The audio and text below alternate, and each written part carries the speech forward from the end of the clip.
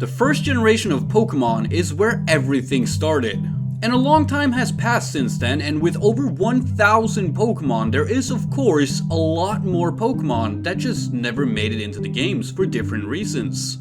As a matter of fact, Pokémon programmer Shigeki Morimoto, who is also known for creating Mew and putting it into the Generation 1 games without Nintendo's knowledge, revealed in an interview that we were originally supposed to have 190 Pokémon in Generation 1, which is way more than the 151 that we ended up getting. But thanks to several leaks, interviews, and other sources, we are actually able to discover more information about these cut Pokémon, which is what we will be talking about today. But what kind of leaks are we talking about? Well, most of these Pokémon come from leaked Gen 1 beta assets from the Helix chamber, which were leaked in 2019, alongside the Gold and Silver Spaceworld demo from 1997, which was leaked in 2018, and some more interesting sources. Every single source, including the Gen 1 beta assets and the Spaceworld demo, can be found in the description, but I will also leave the source to each Pokémon on the screen. And you can find the source for each specific Pokémon in the bottom left corner of the video if you're looking for something specific. I will also leave a link to the artists that have done an amazing job bringing these old sprites to life. And you can also see who made the design for each specific Pokémon in the top left corner of the video. A lot of these Pokémon have very little and limited information about them, but I will do my best to cover as much information about them as possible with what's available. To start off, there are some Pokémon we won't be covering in this video. That's because the images you see on the screen are concept art. This concept art primarily showcases how the game would function. But one interesting creature from this concept art is Cabin. This little head is by many believed to be just a stupid meme that never had any significance. However, it may actually be an early version of Snorlax, with its name Cabin being very similar to Snorlax's Japanese name of Kabigon. Snorlax is also based on Game Freak employee Koji Nishino, which would explain why it looks like a human head. Anyways, with that out of the way, let's get into every cut Pokémon from Generation 1. Starting off with Part 1, Cut Pokémon Evolutions. Because of limited cartridge space, many 3-stage evolutionary lines got cut to 2. Interestingly, Pokémon lead designer Ken Sugimori would reveal in an interview with Yomiuri newspaper in 2018 that in order to decide which Pokémon made it and which ones didn't, Sugimori would print out drawings of all the Pokémon and simply ask people which one they liked best. And the Pokémon with the least amount of votes ended up being cut. Another designer for Pokémon, Atsuko Nishida, known for designing various popular Pokémon, would add that it was believed that people would want more variation instead of the same Pokémon evolving twice. But with that being said, let's get into the actual Pokémon that ended up being cut. Coming in first, we have this pre-evolved form of Zubat. Of course, this Pokémon was created before the introduction of Crobat in Generation 2. Sadly, the back sprite is all we really have for this Pokémon. There really is not much more information about it, and the upscale design work is of course speculative. There was also supposed to be a middle stage evolution of Psyduck, often referred to as Weird Duck. We also only have the back sprite for Weird Duck. There is also a lost middle stage evolution to Magnemite, way before the introduction of Magnezone. Another cut evolution that easily causes for speculation is the cut evolution of Marowak. This Pokémon was supposed to serve as a final evolution to Cubone. And again, I have to make it clear that the upscale design work, though incredibly well made and interesting, is purely speculative, as we only have the back sprite to work with alongside very limited information. However, we are now moving on to Pokemon that we do have more information about, as they were also part of the Gold and Silver Spaceworld demo from 1997, giving us both sprites, names, and typings, with one of them potentially being referenced in the Pokédex, that being Mekon. Mekon was supposed to be a pre-evolution to Vulpix, whose Pokédex entry states that at the time of its birth, it only had one tail. Mekon means 3 fox barks, and it would evolve into Vulpix at level 13. Speaking of lost pre-evolutions, we have Kanya, who was supposed to serve as a pre-evolved version of Meowth. Kanya would evolve into Meowth at level 14 and was pure normal type, with its name translating to either Baby Meow or Coin Meow. There is also a pre-evolved version of Ponyta named Puchikun. Its name translates to Petite Unicorn. Poochie-kun would evolve into Ponyta at level 20. However, unlike its evolved forms Ponyta and Rapidash, Poochie-kun was categorized as a pure normal type and not a fire type. Goldeen was also supposed to have a pre-evolved form named Gyafin. Gyafin would evolve into Goldeen at level 16, with its name meaning lively goldfish. And it was a pure water type, just like Goldeen and Seaking. And to finish off cut Pokemon evolutions, we have one of the most, if not the most popular, and well-known lost Pokemon of all time, being Gorochu. Gorochu is actually pretty unique, because it was actually leaked by Game Freak themselves in 2018, when they did a newspaper interview in the Japanese newspaper Yomiuri. Judging by its name, it's pretty easy to understand that Gorochu was supposed to serve as the final evolution to Pikachu and Raichu. Atsuko Nishida, who designed Pikachu and Raichu, was told to make a final third evolution. She was instructed to make it look strong. Nishida would go on to say that it had horns, fangs, and looked like a god of thunder. The story of Gorochu came before the leaked Gen 1 beta assets, but after the leak, Gorochu's back sprite has been found, though no other sprites of Gorochu exists. There seems to be multiple reasons why Gorochu didn't make it into the first generation of Pokemon games. Employees such as Koji Nishino and programmer Shigeki Morimoto would say that Gorochu didn't make it because of cartridge space. However, lead designer Ken Sugimori would go on to say that it also had to do with the game's balancing. But to end things off with cut Pokemon evolutions from Generation 1, Junichi Masuda was actually asked in an interview with GameSpot a few months later if Gorochu would ever make it into future Pokemon games, where he would go on to say that the chances are very low, but he never did say no. And that wraps it up for lost and cut evolutions planned for Generation 1, but we are far from finished.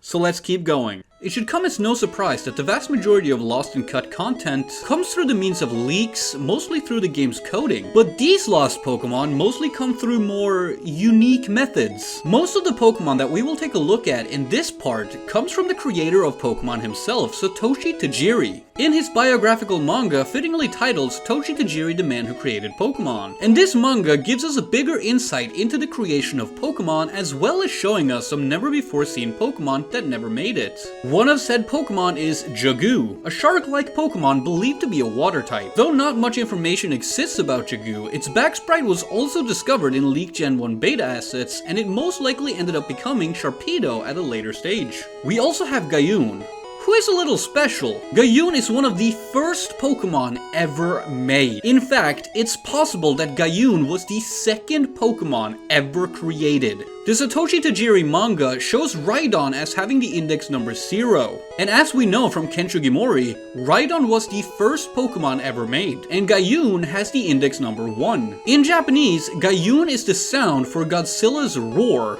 which is probably what it was based on.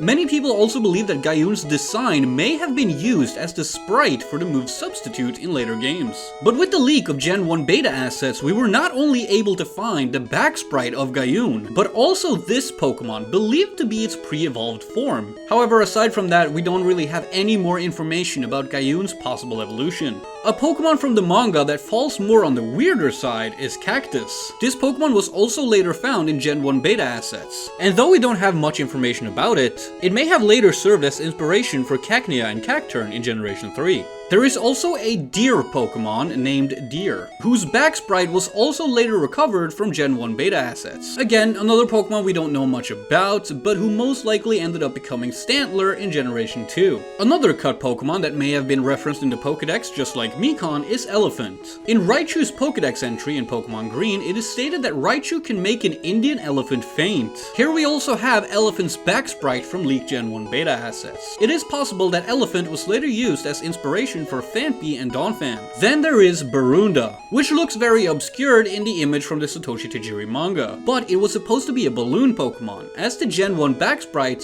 also tells us. Barunda is also often called Balloonda, and though it was most likely cut because of cartridge space, it may have also been cut because of Pokemon like Jigglypuff, who was already known as the Balloon Pokemon. One of the weirdest Pokemon to come from the Satoshi Tajiri manga is by far Crocky. Crocky is also one of the first Pokemon ever made, being created in the early to mid 90s. And it appears to be based on a crocodile, though its back sprite shows more of a dragon-like figure.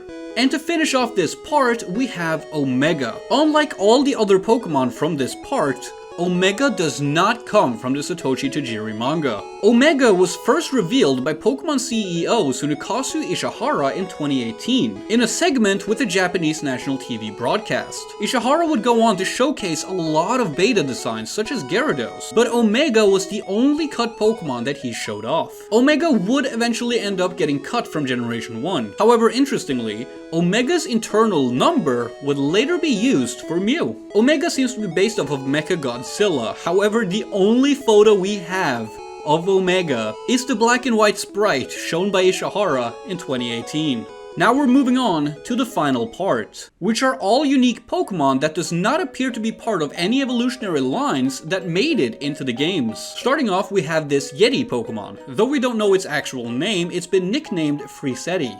This Yeti Pokemon is believed to be an Ice type, and it may have been supposed to serve as a counterpart to Jynx. Much like Electabuzz and Magmar, Freezetti was most likely based on a Yeti, or even the kaiju known as Wu, from the 1960s Japanese TV show titled Ultraman. But of course, we don't have any more information about it, and it's all speculative. We are also quickly going to mention these two Pokemon, which we don't really have much information about either, other than the two likely being the same evolutionary line. Not having a lot of information is to be expected in this video, as you've probably noticed. But we really have no idea what these two Pokemon were supposed to be. The second sprite does seem to refer to some sort of traditional Japanese topknot. But aside from that, the favorite idea from the Helix Chamber themselves was that these two Pokemon might be sumo wrestling frogs, which is definitely an interesting thought. Moving on to these two bird or bird-fish Pokemon. These two Pokemon could potentially be based on the Cheep Cheep from Mario and the Betta Fish, but we really don't know. We also have a full 3-stage evolutionary line. These three Pokemon are believed to be Dragon types. The Dragonite line, being the only Dragon type Pokemon of Generation 1, has always been a little bit weird, so it's fair to assume that it was supposed to have a company. They could have potentially been based on Chinese water dragons, but with only the back sprite, it's very hard to tell. It's also worth noting that we don't know for absolute certain that these three Pokemon are part of the same evolutionary line. The first sprite has the index number 94, the next one has index number 95, as you would expect, but the last one is index number 174, which means it was added near the very end of development. But we have more Pokemon to go through, including these two squid Pokemon. Though, just like last time, we don't know for sure if these two Pokemon are part of the same evolutionary line, as their index number are very far apart. It is believed that they are related. Obviously, they seem to be based off of squids. And all the way at the end, we have Katora, probably one of the most popular lost Pokemon of all time. Katora is an electric tiger Pokemon that would evolve into Raytora at level 35. Katora meaning baby tiger and Raytora meaning thunder tiger. Both of these Pokemon were planned for Generation 1, but they didn't make it. They were also planned for Generation 2, but again,